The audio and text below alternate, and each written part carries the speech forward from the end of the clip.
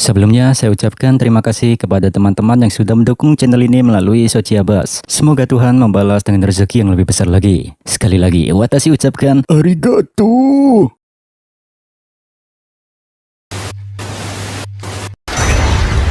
Kami kembali. Yari-yari. Keheningan sesaat menyelimuti lorong kereta yang megah itu.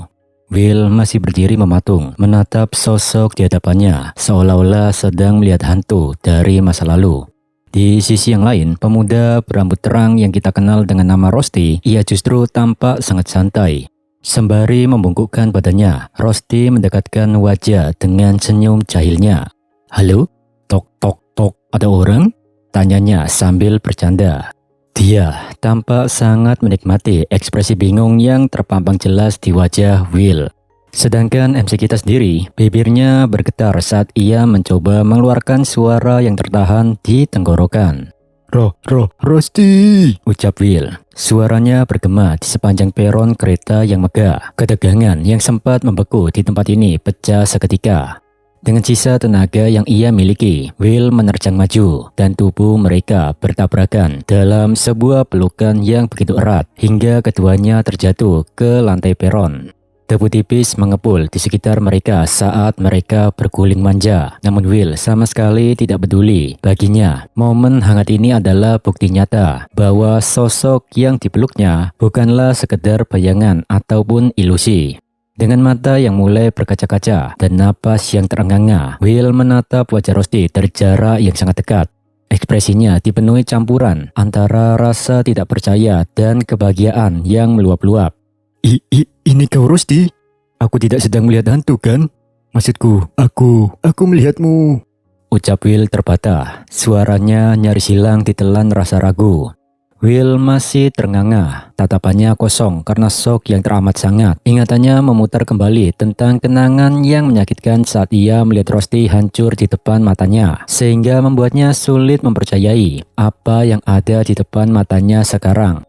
Di sisi yang lain, Rusty menanggapi keraguan itu dengan senyum lebar yang menenangkan, seolah ingin menghapus semua trauma yang menghantui pikiran sahabatnya tersebut.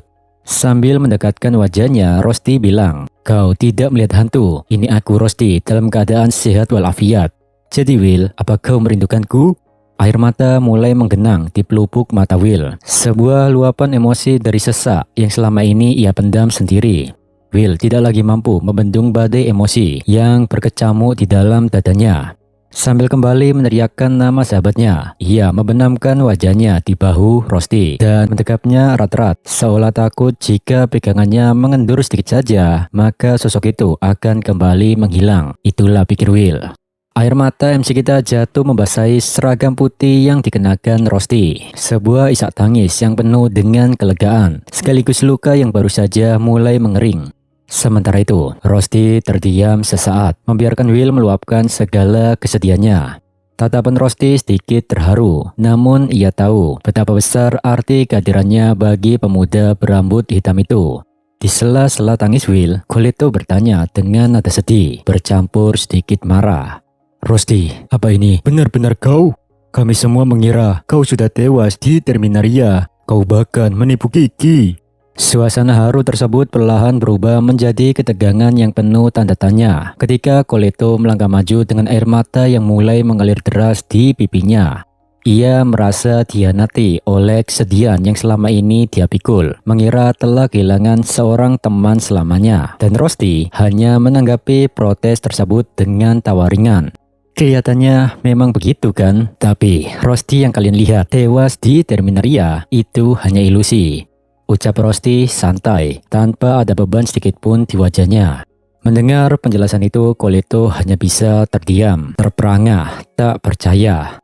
Di satu sisi, bagi Rusty, reaksi teman-temannya adalah bukti bahwa rencananya berjalan dengan sempurna.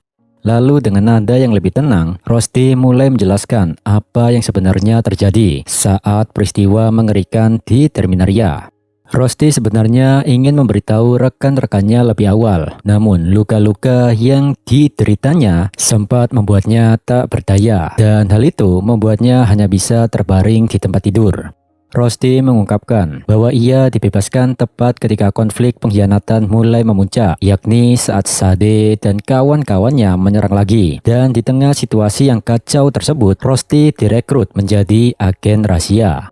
Karena statusnya yang dianggap telah meninggal justru menjadi keuntungan besar. Karena tidak akan ada orang yang menaruh curiga pada pergerakan seseorang yang dianggap sudah tiada. Sejenak Wagner Sensei menelaah apa yang diucapkan Rosti. Dia agak sedikit kaget kalau Rosti dapat menggunakan mantra ilusi. Lalu biar nggak dicurigai bahwa dirinya bukan antek-antek asing, Rosti pun sejenak melepaskan pelukannya dari Will dan mengeluarkan sebuah amplop tersegel dan diberikan ke Wagner Sensei. Dia bilang, ngomong-ngomong soal pekerjaan, aku datang membawa pesan langsung dari Albisvina sendiri. Katanya ada perintah tambahan. Wagner Sensei pun langsung membaca amplop surat tersebut dengan seksama. Dan entah kenapa setelah itu dia menghela napas panjang, seolah baru saja menerima tanggung jawab yang tak terelakkan. Kemudian Wagner menatap Rosti dan memberikan konfirmasi resmi di hadapan semua orang. Baiklah, perintah telah diterima atas dekret Magia Vendor. Kau, Rosti Nauman, akan bergabung dengan kami sebagai mekanik. Ucap Wagner Sensei dengan nada formal, mengesahkan status Rosti dalam kelompok tersebut. Mendengar pengumuman itu, suasana yang sempat tegang perlahan mencair kembali ke arah yang lebih santai.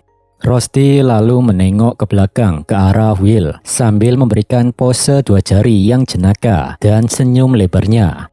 Jika peralatan kalian ada yang usang, panggil saja aku, serunya dengan penuh semangat.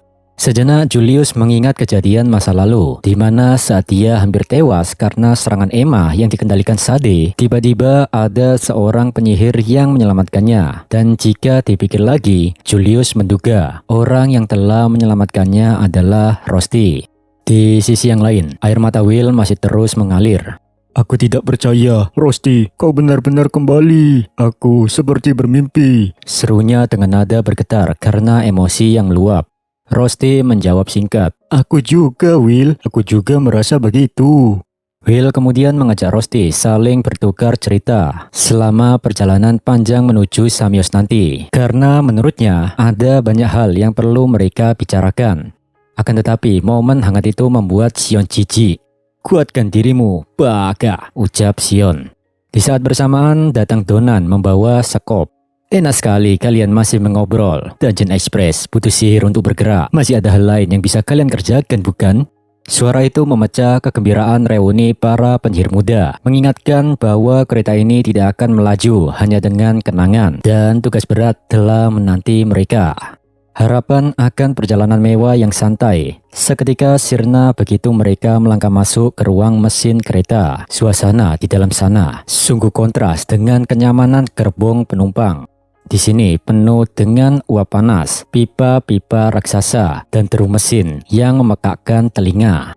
Sambil memamerkan otot lengannya yang kekar, Donan tertawa melihat para penyihir harus menghadapi kenyataan pahit ini. Saat ku dengar benda ini membutuhkan sihir untuk beroperasi, aku sebenarnya tidak menyangka kalau sihirnya harus berasal dari kami sendiri, ucap keluh kesah Edward si Gondrong. Sementara itu Sion tak berhenti keluar kata-kata kasar. Barang terkutuk ini pada dasarnya ditenagai oleh penyihir. Jangan bilang kalian berharap kami terus melakukan ini tanpa henti. Aku benci kereta bodoh ini. Mereka semua tak mengira kalau kekuatan sihir mereka lah yang menjadi bahan bakar utama kereta ini. Kelelahan mulai membayangi wajah para penyihir muda ini saat menyadari bahwa mereka harus terus menyalurkan energi sihir agar kereta tetap melaju di atas relnya. Perjalanan menuju Samios yang semula dikira akan penuh obrolan santai, kini berubah menjadi kerja keras yang melelahkan bagi Will dan rekan-rekannya. Tawa Donan tak berhenti bergema memenuhi ruang mesin yang pengap. Dengan nada yang hampir terdengar kejam di telinga para penyihir muda, ia menjelaskan bahwa meskipun ada rencana untuk memasang mesin sungguhan di masa depan, tapi untuk saat ini, satu-satunya cara agar mereka bisa sampai ke Samios adalah dengan mengandalkan darah, keringat, dan air mata mereka sendiri. Donan pun mengingatkan kembali tentang kata-kata Charles di stasiun bahwa kereta ini masih dalam tahap uji coba. Donan berteriak penuh semangat. Siapa yang bilang kau boleh berhenti bergerak, Wilto? Cepat, bakar terus, magical itu. MC kita menjawab, Siap, Kapten. dengan sekop besar yang ada di kedua tangannya. Dia terus menyekop bahan bakar ke dalam tungku yang membara. Kondisi di sudut lain ruang mesin tidak kalah menyedihkan. Seorang penyihir es yakni Julius, dia tampak terkulai lemas dengan keringat yang bercucuran deras di wajahnya. Bahkan dia sampai menangis. Aku terjebak di neraka pengap dan penuh keringat ini. Penyihir es tidak diciptakan untuk pekerjaan seperti ini. Menurutku, perjalanan ini selesai sampai di sini saja. Minasan, kita putar balik saja. Keluh Julius dengan napas tersenggal-senggal. Namun keluhan itu langsung dibalas dengan teriakan kasar dari Sion untuk segera bangkit dan membantu mereka daripada terus mengeluh. Perjalanan yang awalnya diharapkan penuh kemewahan, kini benar-benar telah berubah menjadi kerja paksa yang menguji batas fisik dan mental mereka. Sementara itu, di atas atap kereta yang melaju kencang, situasi ternyata tidak kalah menegangkan.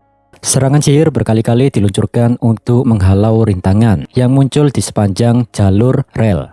Wagner tampak terkejut saat menyadari bahwa bukan hanya mesin pacunya yang mengandalkan tenaga manusia, namun sistem pertahanannya pun bergantung pada kerja manual para penumpang.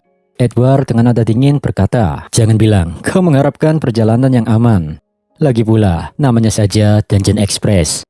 Wagner sejenak menghela nafas, bersyukur karena kereta ini mampu menangani monster-monster di rel secara mandiri.